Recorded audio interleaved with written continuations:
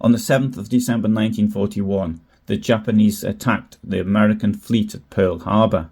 In support of his Japanese ally, on the 11th of December 1941, Hitler convened the Reichstag to allow him to declare war on the United States of America.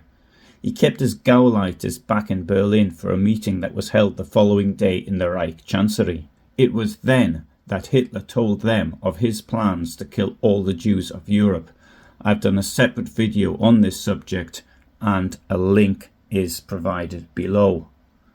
However, preparations to kill the Jews living in the general government had already been made. This is the monument at the death camp at Bełżec, which was opened on the 6th of June 2004. The monument consists of an alley which appears to get deeper.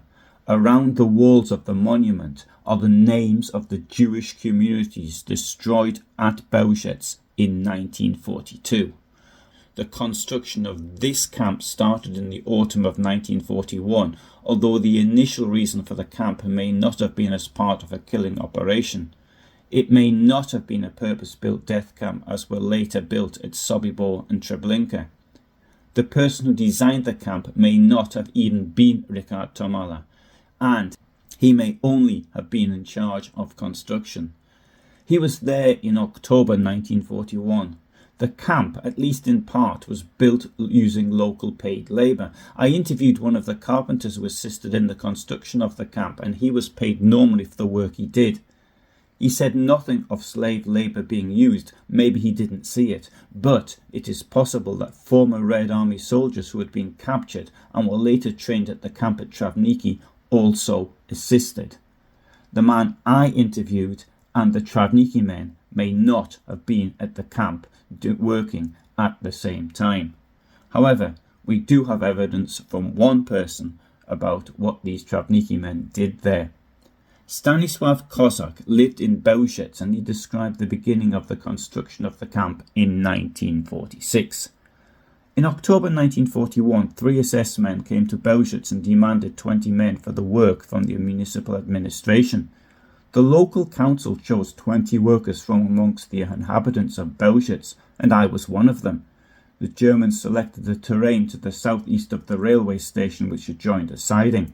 The railway line to Lwów runs along this side track.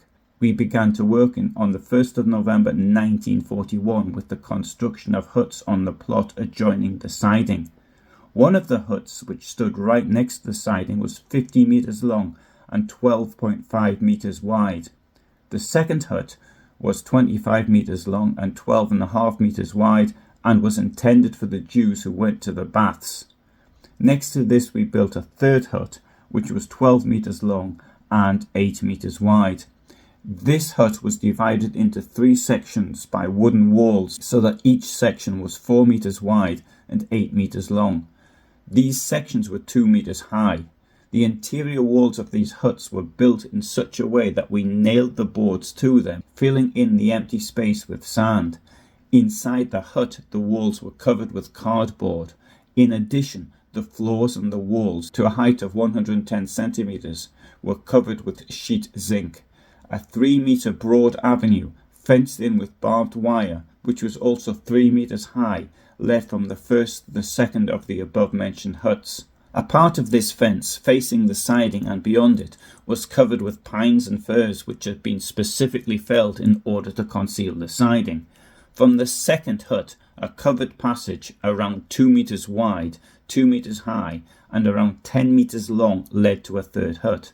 By way of this passage, one reached the passage of the third hut, from which 3 doors led to 3 sections. Each section of this hut had a door on its northern side, approximately 180 centimetres high and 110 centimetres wide. These doors, like the doors to the passage, were closely fitted with rubber. All the doors in this hut opened towards the outside. The doors were very strongly built of 7.5 centimetre thick planks and were secured against pressure from inside by a wooden bolt that was pushed inside 2 iron hooks specifically fitted for the purpose. In each of the 3 sections of this hut, water pipes were fixed at a height of 10 centimetres from the floor.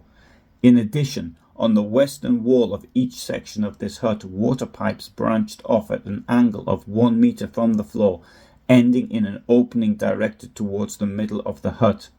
The elbow pipes were connected to pipes which ran along the walls and under the floor. The trench had been dug by 70 blacks, that's to say, by former Soviet soldiers who worked with the Germans. They were named blacks because of the black uniform they wore. It was 6 meters deep, 20 meters wide, and 50 meters long. This was the first ditch in which the Jews killed at the extermination camp were buried. The blacks dug this ditch in 6 weeks at a time when we built the huts. The ditch was later continued as far as the middle of the northern border. That was already at a time when we were no longer working on the building of the huts. The first hut, which I mentioned, was at a distance of approximately 20 meters from the siding and 100 meters from the southern border. At that time, when we Poles were building the huts, the blacks put up the fence around the extermination camp. It consisted of posts with closely spaced barbed wire. After we had built the 3 huts described above, the Germans dismissed us Poles from the work on the 22nd of December 1941.